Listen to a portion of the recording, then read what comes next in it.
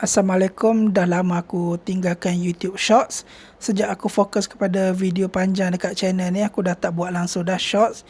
Jadi aku teringin nak buat balik Shorts, tapi aku nak lebih fokus kepada apa yang aku beli hari ni. Aku akan cuba update mungkin setiap hari ataupun 2 hari sekali, tengoklah macam mana. Bergantung kepada kerajinan aku. Jom.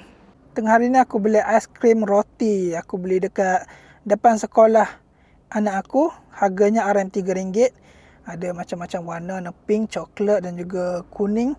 Hari ni juga ada beli bendera jalur gemilang berukuran 60 x 120 cm. Jom pasang.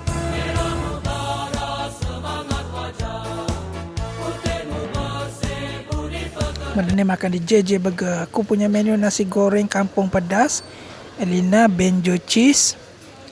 Ni Maggi goreng tak sampai lagi. Maggi goreng ni dah sampai. Maggi goreng dengan telur mata. Pedas tak? Pedas.